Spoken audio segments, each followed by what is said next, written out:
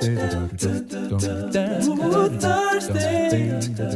oh, Friday, Saturday. There seems to be some confusion out there about the way the violence at the Congress is going to be dealt with. And to help everyone clarify their thoughts a little bit, I want to share how we do things with preschoolers who hurt others. And maybe that problem-solving technology will be adopted by our government at the top levels. We start with identifying a problem to discuss, and we can only pick one problem, because if we get too many problems or we start thinking about things that happened 5 years ago, 10 days ago, things get very confusing, and we want to be able to focus, and we want our minds very clear when we're going into this issue. So the problem that I'm going to pick here in the issue at the Congress is the lies that were told that led for people to think that our democracy is under attack and they need to save the country, save our democracy from our government.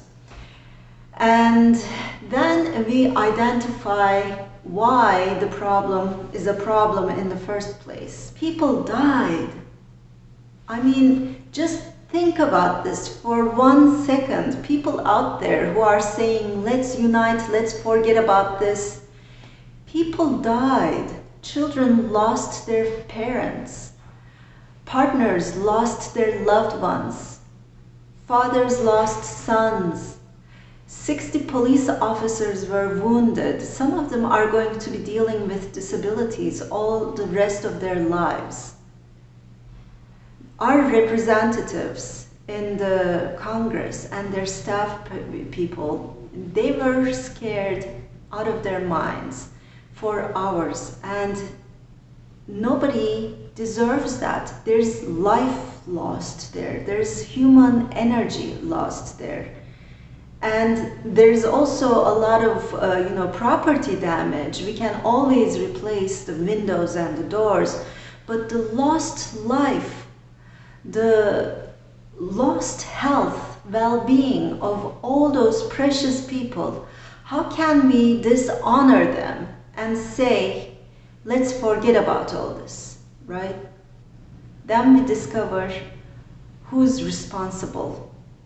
And to find who's responsible in this case is just to ask who was telling those lies about our democracy being stolen, the election being inaccurate, even though it was counted and recounted, and state officials elected through the support of the president himself were saying that it's all valid.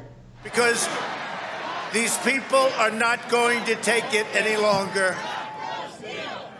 Because you'll never take back our country with weakness. You have to show strength, and you have to be strong. We will never give up. We will never concede. It doesn't happen. You don't concede when there's theft involved. Our country has had enough. We will not take it anymore. We will stop the steal. We will not let them silence your voices. We're not going to let it happen. They've used the pandemic as a way of defrauding the people. We want to go back, and we want to get this right, because we're going to have somebody in there that should not be in there, and our country will be destroyed, and we're not going to stand for that. And we're going to have to fight much harder. But just remember this: you're stronger, you're smarter, you've got more going than anybody, and they try and demean everybody having to do with us. And you're the real people. You're the people that built this nation. You have to get your people to fight. And if they don't fight, we have to primary the hell out of the ones that don't fight. And our election was so corrupt. We're going to walk down, and I'll be there with you. We're going to walk down to the Capitol. You'll never take back our country with weakness. And it's time that somebody did something about it. There were many people, but at the top it was President Trump. And we don't have to wonder, we don't have to discuss this, because it's all in front of our eyes. We have video, and once we have the person who's responsible, we expect that person to come out and claim that responsibility. That's what I would expect from any 4-year-old and up. And that's what I expect from my president as well. He needs to claim his responsibility. He needs to come out and tell the American people he was lying when he said the elections were fraud and that the democracy is under attack.